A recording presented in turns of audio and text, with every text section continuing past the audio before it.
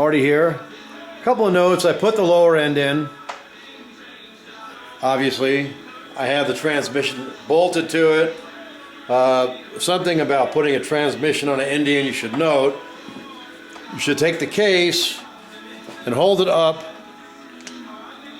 to the motor so to see if the cases fit flat against each other. Sometimes they don't.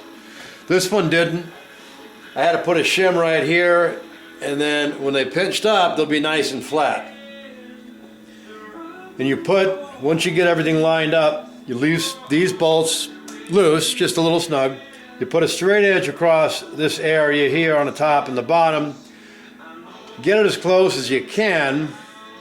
Dry fit the inner primary. If it all looks good, then put your sealer on there. I used a gray Permatex, like Honda Bond. And I closed it up and I put in the 3 screws. I put a bolt in the front and I put a C-clamp in the back and let it sit overnight so that will all set up nice and flat. That way when you go to tighten it up, you're not flexing anything. These inner primaries are pretty thin and they can break easily.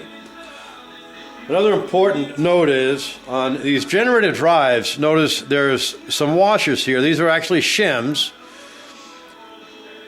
And the shims go between the bearing and here to make sure when you're done lining it up with that sprocket right there, these teeth, that it's not tight or else it'll break. And you need to also make sure these rivets are tight.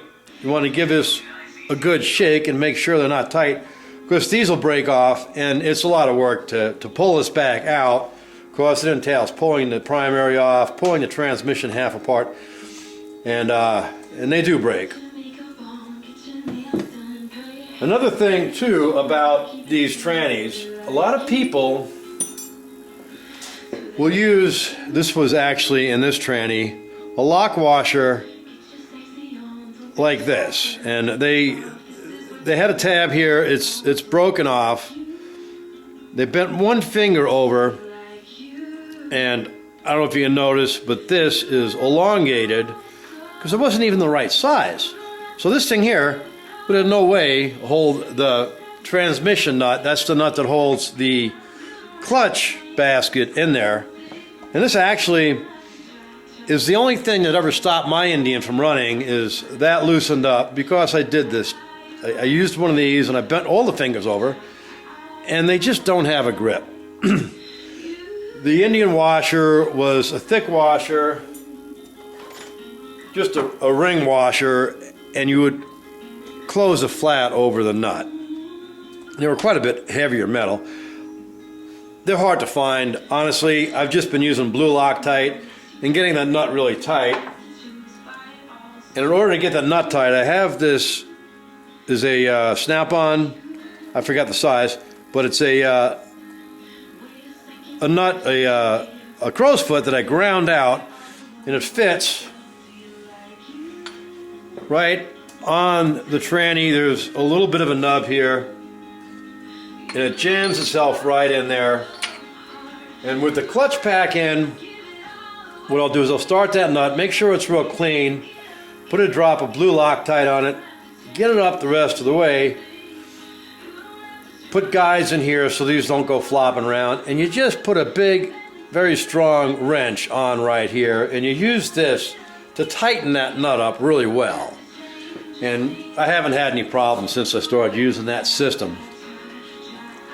Another note too, on these flat washers, I have to change this one. The one on the, okay, you can see it right here.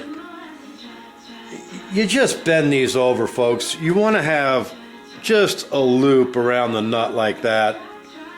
If you have it cut hard, bent hard around the nut, like this one is, that's just going to shear right off. That nut will act like a brake and break that right off. Okay, you can see now, I got this in here, and you can see how it flows back and forth real easy. And that's how they're supposed to be. You get a little shake in that rod, a quarter of the shake in that rod. and I'll show you later, I'll pull this cover off and I'll show you how I knew this motor was bad right off the bat. Okay? Let me put this primary in.